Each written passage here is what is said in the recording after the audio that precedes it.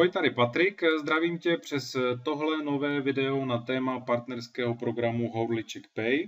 A jak určitě víš, tak internet a reklama, tak to je fenomén dnešní doby a tím se to také stalo, že je i velkou kasičkou na peníze, tak proč si z toho také trochu něco neukrojit? A zde u Houliček Pay jde o hodinová sdílení reklamních prostorů a především finančních podílů.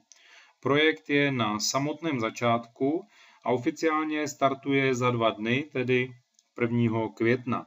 A během posledních 3 dnů je zde celkem rekordní nárůst registrovaných členů po celém světě. A na hlavní straně je také zajímavý odkaz na online přístupy z celého světa a další uživatelské statistiky. Časem se ukáže, jestli to bude hit anebo shit. Každopádně na mě působí velmi propracovaně s výborným náročným softwarovým programem, který eviduje každou $1000. Je to velmi dobře graficky a informačně zpracováno, jak se tedy za chvíli podíváme. Osobně si myslím, že tento partnerský program přežije v pohodě rok 2013. Na hlavní straně je také odkaz na různé statistiky. Jedním z nich je i tahleta celosvětová mapa přístupů. Příjemně mě to pobavilo, když se na to podívám, tak Evropa a Amerika ta vyloženě řádí. Zkusíme najít nás, dokonce ano, Budějovice, Plzenec, Kardašova Řečice, je vidět, že Češi teda řádí, Ostrava, Skuteč, tam už jsme daleko, co Praha? No Prahu nenajdeme, máme tady Bratislavu, tak každopádně myslím si, že se počet členů bude celosvětově velmi rozrůstat. Vrátím se zpátky na hlavní stranu. Zde je tedy vidět základní charakteristika a informace o programu.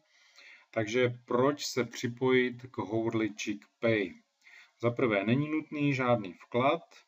Za registraci je bonus $12. Není nutné nikoho sponzorovat, tedy mít pod sebou spolupracovníky.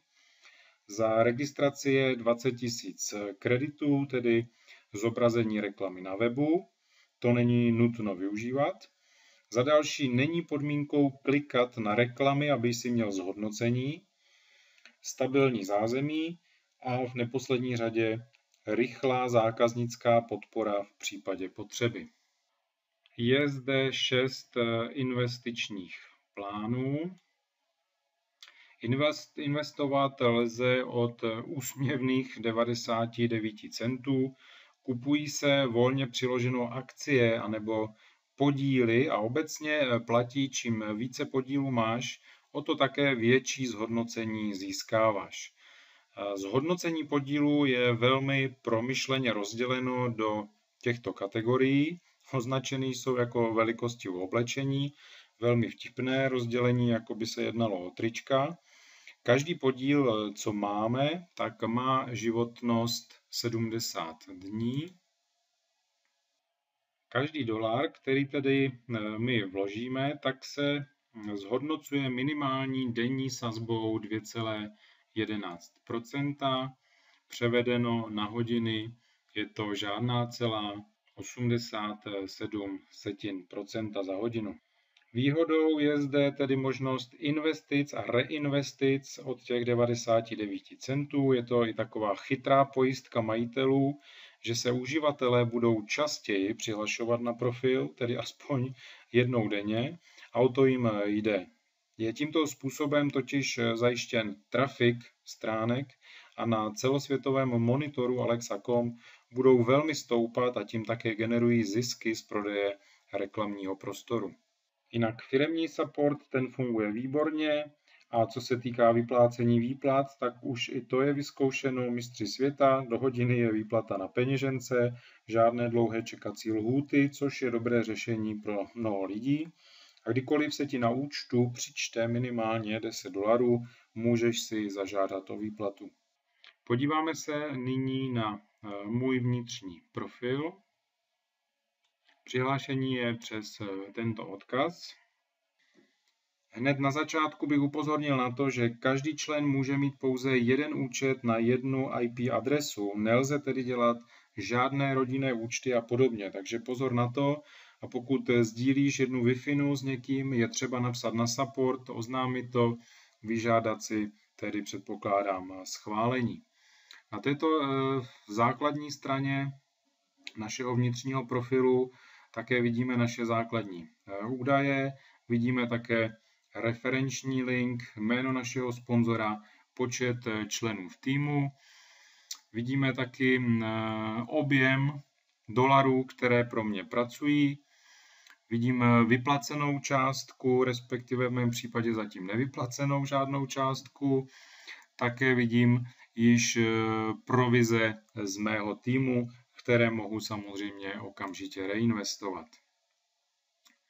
Podívám se níž. Tato společnost nebo tento program spolupracuje s peněženkou Solid Trust Pay, Perfect Money, Liberty Reserve a EcoPay. Takže v account profil, což je odkaz zde, si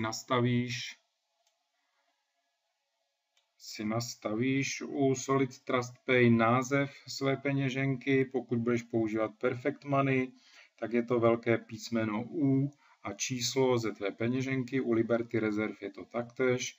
U peněženky EgoPay se uvádí e-mail, pod kterým máš EgoPay zavedenou. Přes odkaz Buy Shares. Zde tady taky vidíme částku, která pro nás pracuje. Já mám podíly ve výši $112, což znamená, že $12 jsem využil bonus, $101 jsem vložil. Pod tím je také vidět, že za posledních pár hodin tyhle mé podíly vyprodukovaly částku $1,50. Ty máš na svém profilu již svůj $12 bonus, který můžeš také proměnit na aktivní podíly. Tímto způsobem označíš první variantu XS, což jsou všechny podíly do $50. Dole potvrdíme Submit. Zde vyplníš $3. Zaškrtneš tuto možnost, označíš Solid Trust Pay, následně poté Perfect Money, poté Liberty, poté EgoPay, takže tento krok uděláš postupně 4krát a opět dáš potvrdit. Můžeme se nyní také podívat na klasický nákup dalšího podílu. Já jsem se rozhodl, že si k těm svým $100, které jsem vložím ještě dalších $100. Částka od $50 je také zvýhodněna vyšší hodinovou a denní sazbou. Dám tedy potvrdit. Zde napíši částku. V tomto případě je to odkaz přes procesor Solid Trust Pay. Potvrdím. Následně další potvrzení. A jsem přesměrován na svou peněženku Solid Trust Pay.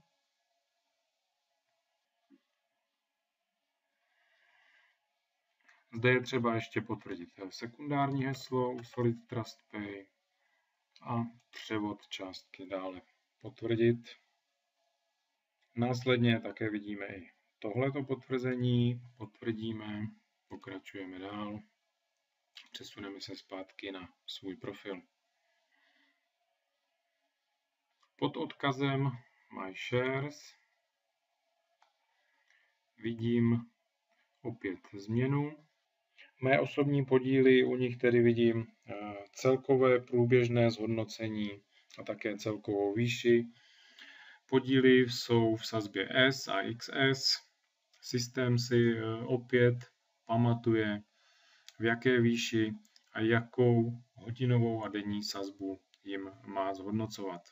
Dále pod odkazy AD Banners, AD Text můžeme si zadávat vlastní reklamu a rotátor ChickPay je postupně zobrazuje na webu.